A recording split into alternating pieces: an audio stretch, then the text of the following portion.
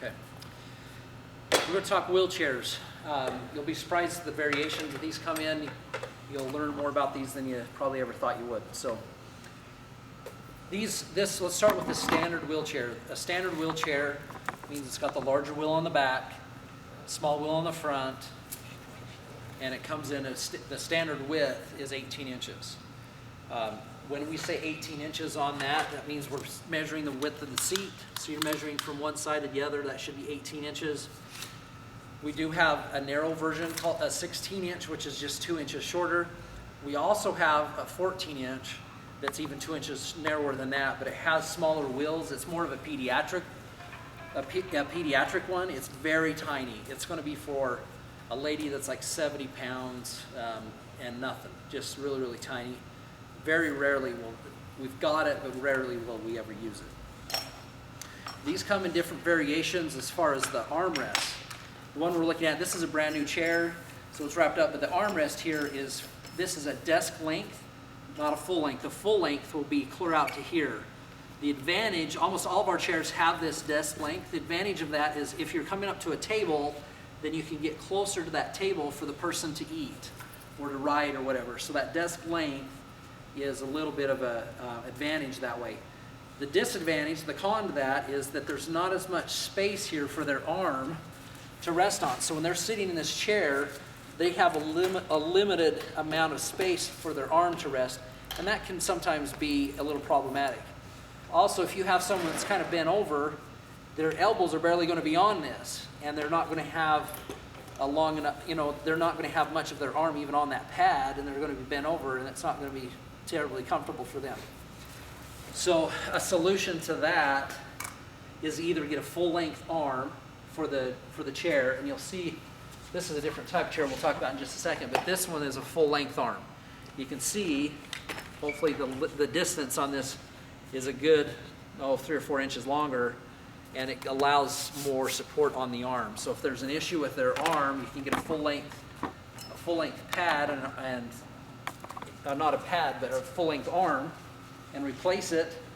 Or I have had people, and this is kind of off-label use. You can take this and flip it.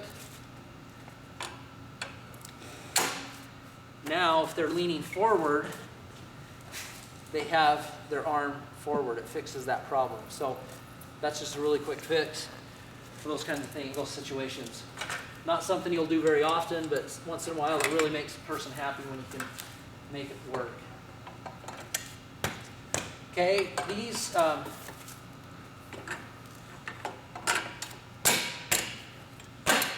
now, I don't know if you noticed, these are removable arms. Most of our chairs are removable arms. It's a push pin system in the front. There usually is not a push pin in the back. So it's just slips in the slot in the back, and then you just push it down and it locks into place. What the advantage of that enables someone, if they're transferring from a chair or a bed or a toilet, this arm gets out of the way and they can transfer into the chair easier by having a removable arm. So some people use them, most do not. It's a feature though that's nice if they need it. The other thing is all wheelchairs will have some kind of a lock, a wheel lock. Avoid calling these a brake, because they're not really brakes. If someone's on the top of a hill and they're trying to use this as a brake system, it's not going to work. So we need to use the terminology as a wheel lock. And so you depress these. There's push to lock, which these are, and then there's pull to lock, and you'll pull those back. So it depends on if someone needs a brake repaired. Is it a push to lock or is it a pull to lock? Will help you know which lock to take out there for them. These attach with a small, I don't know if Chad, if you can get on this. There is a small bracket here with a slit right along there. Can you see that? It's hard to see maybe in the camera. Do some zooming here, so there it is. That slot, what you'll do is you'll loosen this bolt that's in here and allows this to move forward and back. And because if this is too hard for someone to engage, this one's really tight. You can see how hard that's pushing into that. There's a little old lady that's going to have a hard time getting that one in. So you may have to adjust this one slightly and loosen it up a little bit. So you'd loosen the nut, slide this out just a little bit away from the tire, and then tighten it back up and then try it again. Now, at some point, if you get it so loose that it doesn't stop the wheel from spinning, then that's no good either. If you got it just as loose as you dare get it and still hold that tire in and they still can't do that, then there's a thing called a brake extension that you can pull this off, and it's all like a cheater bar, and you can put this on. It'll be about 4 or 6 inches long, and it slips right over this, and it's a brake extension. So if anybody ever asks you about a brake extension, yes, we can do those. In a hospice situation, though, you usually have a caregiver doing this, and it's not the patient themselves. So you usually very rarely will you ever need that extension, but just know that it's out there. This chair also can be put in what they call a hemi position or a lower position. The axle right here can be taken off and put into this upper section here, which drops the seat. And then the front wheels, you'll take the front wheels off here, the axle out of this, and move that up. There's two things that this does. It lowers the overall height of the chair. You'll do this more with the 16-inch chair, the narrower chairs for a little tiny lady. Sim's got really short legs. The other twist to this is you can take this seat, and they call putting dump in the seat, and adjust just the back wheel. So you take the back wheel and lower it and leave the front wheels up, so your chair is going to sit like this. So that keeps the person from sliding out of the chair sometimes. So if you have someone that's sliding out of the chair, that's a problem. They can use that technique to bring that up. Now, this has got 3 settings on here. So if you put the dump in the seat in the back, you may need to adjust this because it may be too severe and maybe a little tippy for them. You may need to take this wheel and put it in that middle slot on the front. But if they just want it lower all the way, the front and the back, just put it in this upper hole here. The other thing on these, you can put a anti-tipper device on here, and these are, I'll show you let me grab one off of this recliner. This is another wheelchair we'll talk about in just a second. But this anti-tipper, this device goes into that frame and keeps the chair from tipping back, so it engages that, and it's like a wheelie bar. So that's an anti-tipper. You can put those on any chair, and that is just enabled. It's got the same fitting right here on the back with a little pin. So you can put that on any chair with an anti-tipper. Having said that, that's rarely done with a standard chair. It's always on a recliner, but never, well, not never, but rarely on one of these. Some of these have a pouch on the back of them, some don't. When you're cleaning these, don't just blindly reach in here, because we've pulled syringes, all sorts of stuff out of here. So when you're pulling these out, look in here, then grab out what's ever in there. We want to clean it out, but we won't want you getting stuck. It's kind of scary what some people put in there. It's just, you never know what you're reaching into, so don't just blindly grab in there. Chad, will you grab me an O2 holder?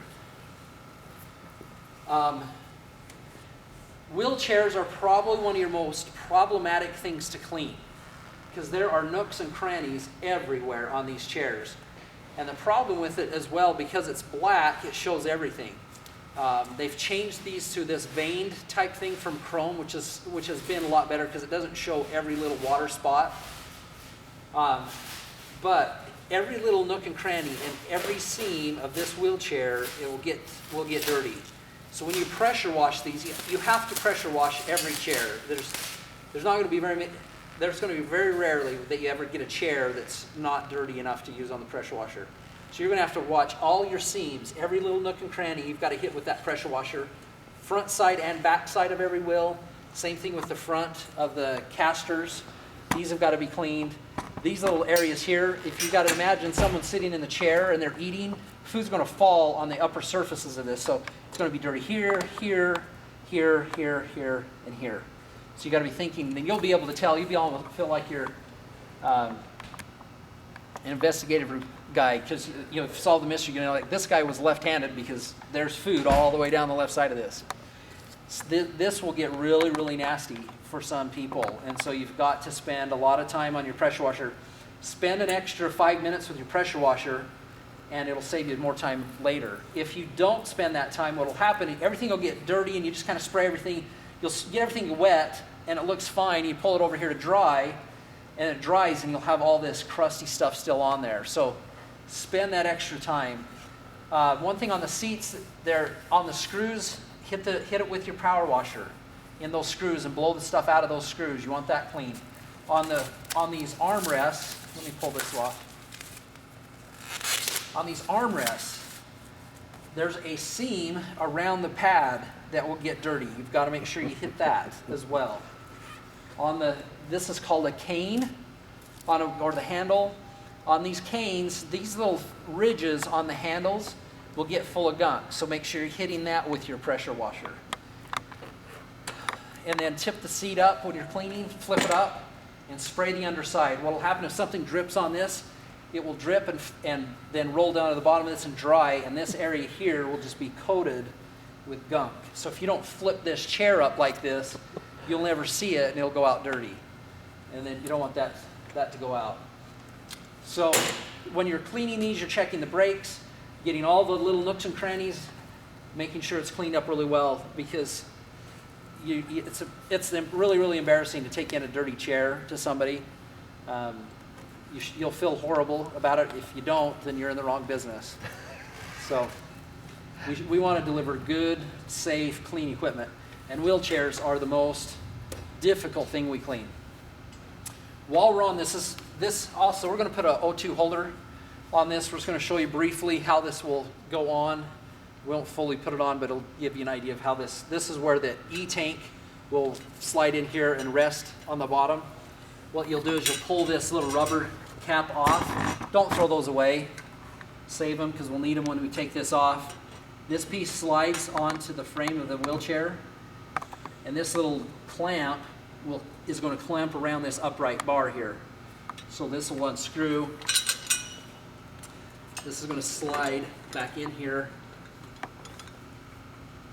Yeah, this one may not fit. There we go. And then you're going to put this bolt or this screw back in to this and tighten it up. You want it nice and snug in there. This one, and then most of the holders that we have will have a small little clip here.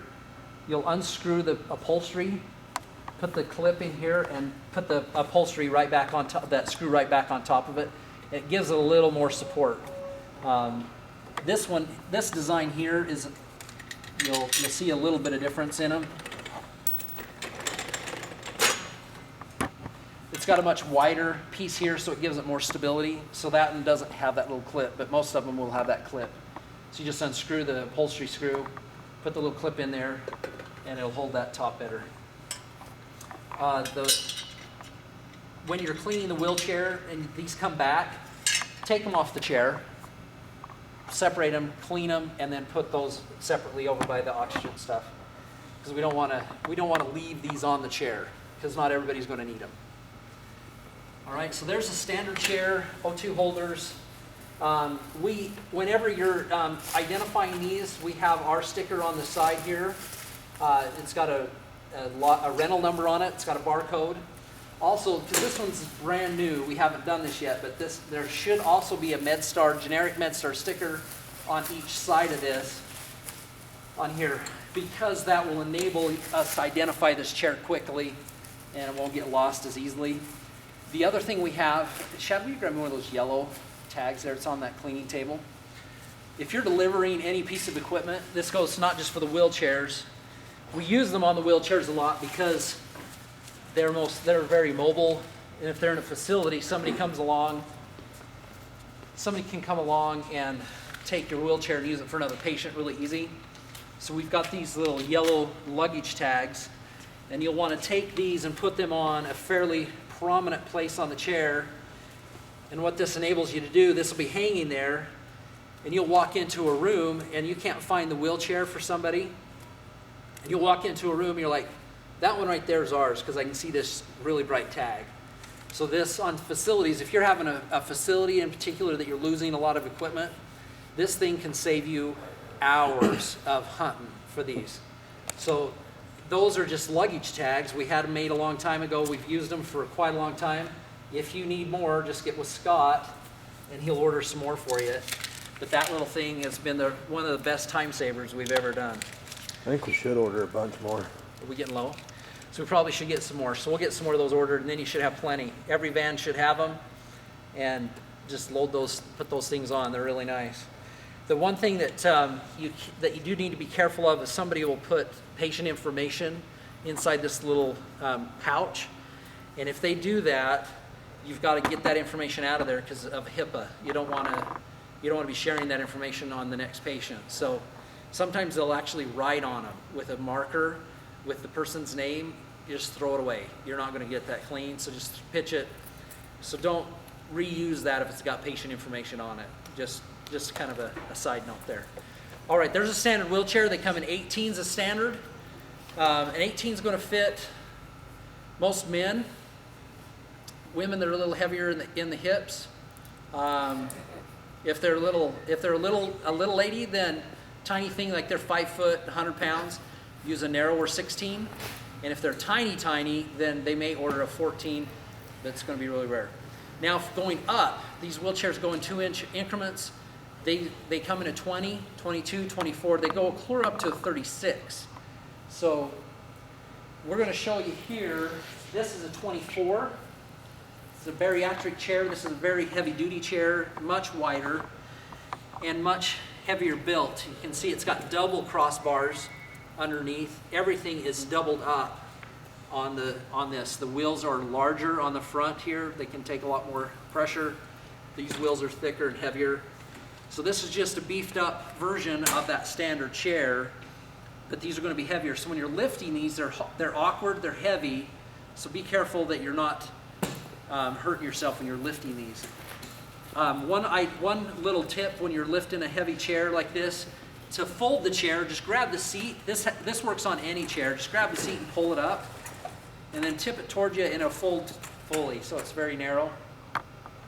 Then lock these wheels, and then grab the actual wheel. It gives you actually a handle.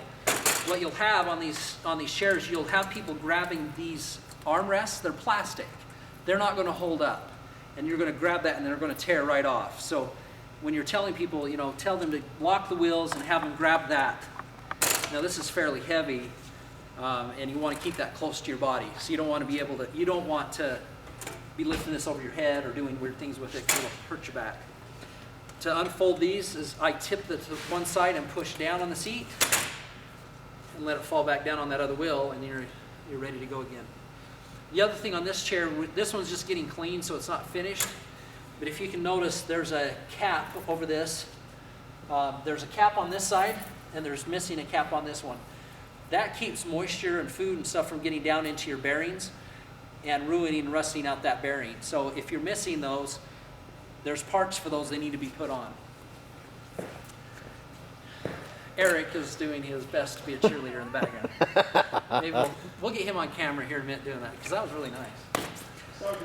All right, that's a heavy duty 24-inch. They do go up to 36, but the biggest we have now is 24. And the problem you're going to have is they get so wide they can't go through doorways. And that at 24, you're getting to that point. So that's 24. Let's back up a little bit from the standard. This is wheelchairs come in lightweight versions as well. This one's a lightweight. Technically, it's got to be 36 pounds or less to be considered a lightweight. Our standard chairs are about 42 to 45 pounds. So these are going to be 35, 36. So there's not really a big difference in weight, but sometimes it's enough to make a difference. Lightweights are much more expensive. They just have, the components have to be designed differently, and they have different materials. So these are going to be more expensive. We won't put very many of these out on a hospice patient, but just know, be aware of them so that you're familiar with them. The easiest way to tell if it's a lightweight, lightweights will always have a flip back arm. It's not the removable arm. It's just a flip back. So it's attached permanently on the back, and then it just will flip down and locks into place on the front. So if you see that flip back version, that feature, you can feel pretty comfortable that this is going to be a lightweight chair. Don't put those out unless you have nothing else to put out. Is the seating material different in a lightweight? They can be it can be the same, and it can be different. This one is just different. This is different. It's a nylon type stuff rather than the vinyl type we were looking at before. This again is a desk length arm. The wheel locks are going to be the same. Casters are going to be very similar. It's just made it is a little lighter. I mean, but not significant. Not significant. Let's talk on this one while we've got it. These are footrests. These are going to be put on, let me grab them. These will look a little better too.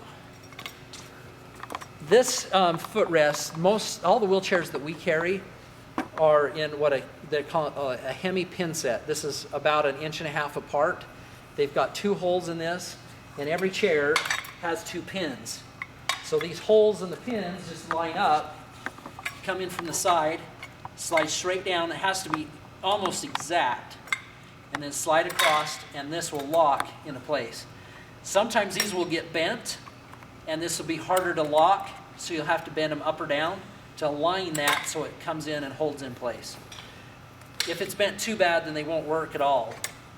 Another problem that can happen is these pins can bust off, and if that's the case, we can drill those out and replace that pin with a replacement. So these footrests will go on here. They will adjust, they'll go up and out of the way if you need to. This one's actually got a heel loop on it, not necessary, but some people do need it to keep their foot from slipping off the back of the footrest. These are tool-free adjusted. So you flip this little retainer like the canes and the walkers and push the pin, and that you can tool-free, you don't have any tools to adjust that. There is another type, let me show you this one. This one is adjustable for length. It'll telescope, but it's adjustable by a hex wrench. So you have to loosen that, just a tension nut, and you just take that nut, loosen that up, and this will extend longer. So it does the same thing as this, but you just have to have a hex wrench. The problem with these are really, really nice if they're tool-free, because you just do it right there. You don't have to worry about carrying around a hex wrench. So if you're ordering footrests, order the tool-free kind.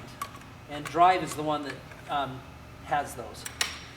So there's a set of footrests on a lightweight chair. The lightweights and standard all have the same Hemi pin set. Just be aware, if you're ever fixing a wheelchair, a customer-owned chair or something, they do have a regular pin set, which is almost 4 inches, and these will not work on that. It's a special footrest. They're not used very much anymore. It used to be the standard, but they've gone to this narrower set now, and you've got a problem, or you'll have a problem if you're trying to use this footrest on one of those old chairs. Another thing to know on these footrests, they are not meant to be jumped on, or they're not bulletproof. So if someone's standing on this, someone's sitting here and somebody's standing on this, at the same time it'll break or ruin the front of this. So they're not supposed to be abused that way. I'm forgetting something here and I can't. Maybe we'll think of it as we go.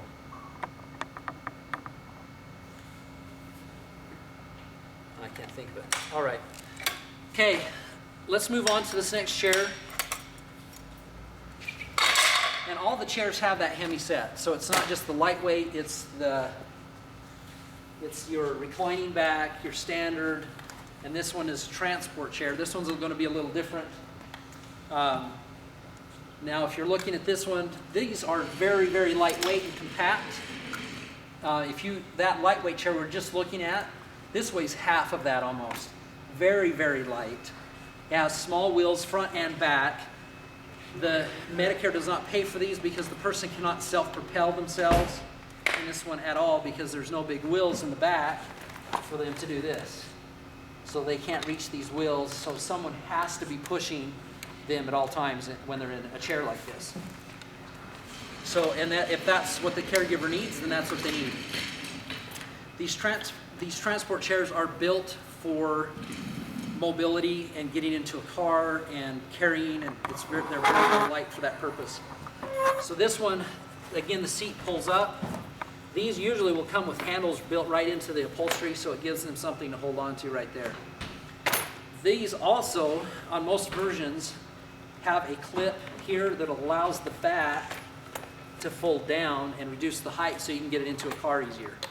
I usually will tell people, if you're loading into a car, take the footrest off, because it makes this chair so much longer. But they can put that in there and be a very compact little design. They weigh about 20 pounds. Very, very nice. When you're talking about weight, you got a little old lady trying to help her husband, this is a nice chair for that. And they are also narrower. You can have the same seat width, but they're narrower overall, so you can get them through a doorway perhaps that you would not otherwise be able to do. This has a wheel lock on the back of these, so it's controlled. You can hit it with your foot and lock the wheel, or pop it off.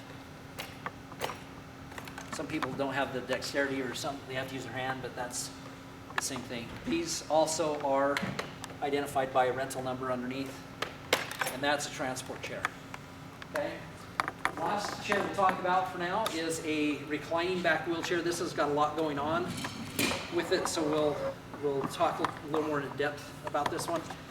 These have a headrest that are removable, so they'll come off. You'll notice it gets a little bit of rust on these sometimes. When you're cleaning these, make sure you're getting that rust off, and then when you're storing them, this will be in the seat. So when you deliver, you'll have to put the headrest back on. It's got a little tab. Let me show you this. It's got a little slit in the metal there. That slit has to be facing forward because these screws that are in this upholstery are sticking through, and that won't allow it to pass if you don't have that face forward, so that screw, you can go up over that screw. So the headrest is needed because when these are laid down, they need somewhere for their head to rest on, otherwise their neck's going to get really, really tired. These have releases for the reclining. They look like brakes. They're not brakes. They're releases to allow the back to recline. That's as far as this will go. Some will go a little more than that, but that's as far as this one will go. You squeeze the handles again and it releases it. So without squeezing those, it locks it into place. Over time, these wear out, and these little pistons you'll have to replace. That's probably the most common repair that is the most common repair on these chairs. You've got to replace these pistons. You just get the serial number and model number and call the manufacturer and get a new one. They are different. There's left and right, so make sure you're ordering the correct one if you're doing that. There's also a crossbar on here that stabilizes the back, so when they're laying down, this chair, without that, it would tend to fold up over them. So to counteract that, you have these crossbars. Should just pop up So on the side. this swings down. One's drilled clear through, the other's got a slot, if you can see it right there. So this slot, you bring it up and over, down, and tighten it in. So if you're picking this up and you're trying to put this chair together, you're never going to do it with that in there. So you've got to pop that off, bring it down, and then the chair will collapse for you. On the back of this, we did show you this earlier. This has got anti-tippers. This is up right now for when you're moving it. You just take these and flip them down like this, and that keeps this chair from going completely over. These are adjustable as well. On the bottom of most of these, they'll have some settings, so you can really make it so that it won't tip hardly at all. So it's really close to the ground, so it'll tip a little. So some people are moving around in these, and it's a little more. You can see on this one, we've washed this one several times lately. It was really, really dirty. So it builds up some rust in here. So whenever you're cleaning anything, extend it all out, clean it off, and then collapse it back down, because you don't want to be pulling that out. If you're pulling that out at a facility and they're looking at it like, what is that? So anyway, so that's just check, just make sure you're pulling everything out and adjusting it. All right, so that's up just for transport. Because to load this in your van with those down is kind of a pain. Yeah. This has the same desk length arms, has the same type of wheel locks on these. The footrest though, as you notice, this is an elevating leg rest. This is different. This allows the leg to come up. So if you've got somebody that's got a bad leg and they need to have they got a bad knee, they can't bend it, or they've got an injured foot that needs to be up, then this allows that elevation to happen. So you've got a calf pad.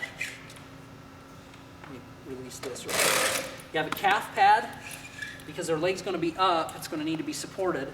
So the calf pad here, on some versions, this is adjustable, this one is. So you can move that to where it's more comfortable on their leg. So up or down that calf, wherever it fits best. This one's adjustable by a hex wrench for length. So what you'll want to do is you'll have their leg up in the up position, then adjust your length. You don't want to adjust it when it's down, because as their leg comes up, it's going to be out further than when it's down. There is a version of this footrest called an articulating elevating leg rest. So as this comes up, the bottom part comes out. So someone that's really tall is going to be somebody that you're going to want to put that articulating on, because their leg is going to be, I'll show you. They're going to be sitting here with their leg like this, because their leg's too long for this particular thing. So if you got a tall person, you're going to have that articulating, elevating leg rest, not just the regular elevating leg rest. They call these an ELR, elevating leg rest. You'll hear that a lot, but it needs to be adjusted out when their leg is up. So for my leg, it should be out to there to the heel. Okay. If they don't get adjusted properly, you will be back. You'll be redelivering. Chad, I think there's some over there, that box by the canes. Well, that big box by the canes. No. Right against the edge. There you go. Chad's grabbing and elevating, articulating. These pads, over time, will get beat up. This one here, you can see this one just spins. That one's hammered. It should not be just spinning like that. So we're going to have to replace the pad on this one. The reclining back is used for a couple of reasons. They need to have their leg up more. They need to be able to lay back because they've got some issues with their abdominal regions. Some facilities will use them as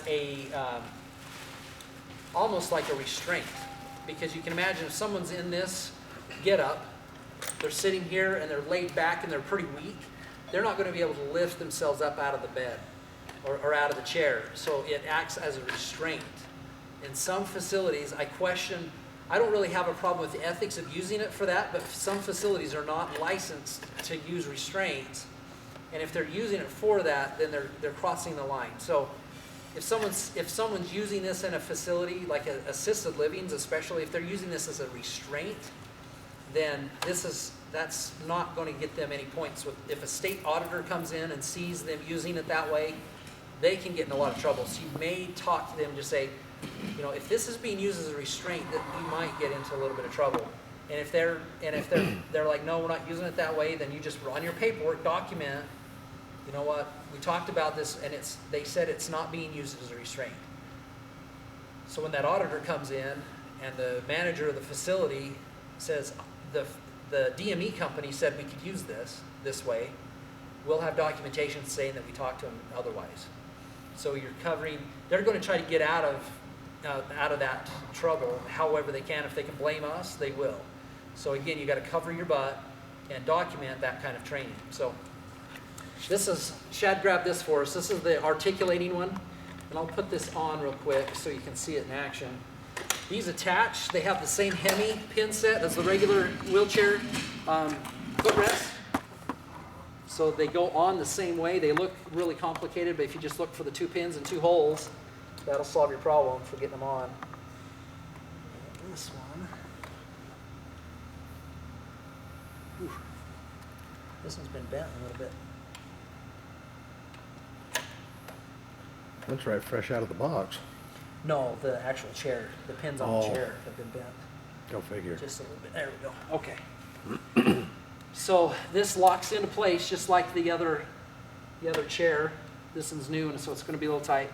To release it, you have to push that lever just like the other one. So we're going to lock that into place. Now, if you watch from the side of this, as this comes up, this bottom section is going to telescope out. I don't know if you can see that. And then to release that, you have to lift this up just a little bit, and this little lever releases the pressure. So you can pull it up, but you can't to push it back down. Some people really jam on these, I can't get it down. Make sure you show them that you pull this lever back, takes the pressure off, and down it goes. So hopefully you can see that it can elevate. It's articulating and going out as it... Oh, gosh! Dang it. Now, almost. God. Now on this part, this is another hex wrench to adjust the length of this. So this will come out, but it's also going to extend the length of this if you need to. So if you got a guy that's like 6'5", you'll put this up all the way, put it to the end of his heel, and then as this comes down, this is going to come down to the point where it'll be comfortable here and it'll work when it's up here. So this is a very helpful thing. These are expensive, so make sure you're training these people not to jam on these things, because that's what happens. They can't get them down, they can't figure out how to get them down, and they just need to pull that little lever. That lever releases the catch and it'll come down. So elevating, articulating is the one that goes out and up, and these just come straight up. So just know that, and adjust them when they're up. Any weird thing on that, Shad, that you have seen? I can't think of anything on that. So when you're loading these up, though, make sure you got a headrest on it and you've got the proper leg rest on it. Do not put footrests on this. Like a regular footrest, it always needs to be an elevating leg rest on this one. Because once they lay them down, their legs are going to be like this and they're going to slide right out. So you have to put elevating leg rests on a reclining chair. You just have to every time. So don't ever put regular footrests on there. Okay, that's chairs. Chairs 101. Yep.